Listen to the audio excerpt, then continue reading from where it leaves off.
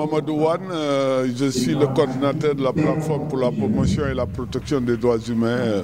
Aujourd'hui, le ministère lance le prix de la protection de l'enfant. Est-ce que vous pensez que c'est le moment opportun pour lancer ce prix alors que le Sénégal est toujours confronté au problème du retrait des enfants de la rue? Non, mais moi je pense qu'il n'y a pas de moment opportun.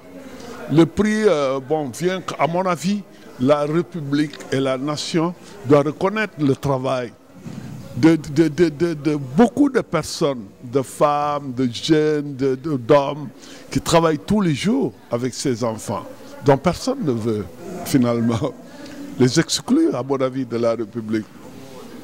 Ces enfants marginalisés qu'on voit sous les ponts, ces milliers d'enfants qu'on voit tous les jours dans toutes les villes du Sénégal, contraints de mendier et de rapporter quotidiennement de l'argent sous peine d'être maltraités au plan physique. Donc, à mon avis, et des personnes qui vont aider des enfants qui n'ont pas l'extrait de naissance, qui n'ont pas été déclarés à l'état civil. C'est la reconnaissance de la République. La République ne doit pas seulement reconnaître ordre du mérite parce que vous avez bien travaillé dans la fonction publique, je respecte ça. On doit aussi reconnaître ce travail-là de Badianougor, des Neyoudara, des travailleurs de rue. Quand nous on dort, ils sont avec les enfants sous les ponts. La situation des enfants au Sénégal, je peux vous dire, par rapport à la mendicité, ça n'a pas changé parce que le mécanisme qui nourrit la mendicité n'est pas attaqué. Il y a des résistances sur la base de représentation. Moi je suis un militant radical. Madame Hulot-D'Erneville a évoqué la mafia derrière la traite des enfants. Non, mais ça, tout le monde le sait. Je respecte son point de vue.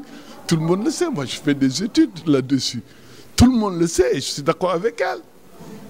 La traite, aujourd'hui, c'est une véritable traite des enfants qui est organisée.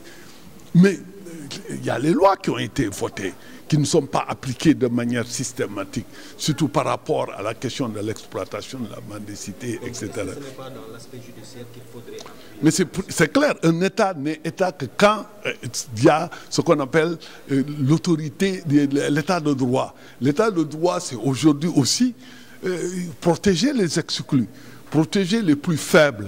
Aujourd'hui, si l'État ne vous protège, si moi je vous agresse, s'il n'y avait pas une loi, s'il n'y a pas l'État, si je ne suis pas, si vous n'avez pas cette possibilité de porter plainte et tout ça, on est dans la jungle.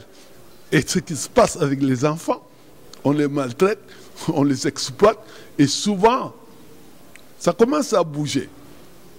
Je salue certains magistrats qui aujourd'hui s'autosaisissent pour, effectivement, mais nous aussi, organisation de la société civile, on doit pousser, parce qu'en face aussi, il y a des gens qui croient que ces phénomènes de mendicité des enfants, c'est normal, c'est dans leur représentation religieuse ou coutumière, des trucs comme ça. L'enfant doit avoir un parcours semé de difficultés, etc.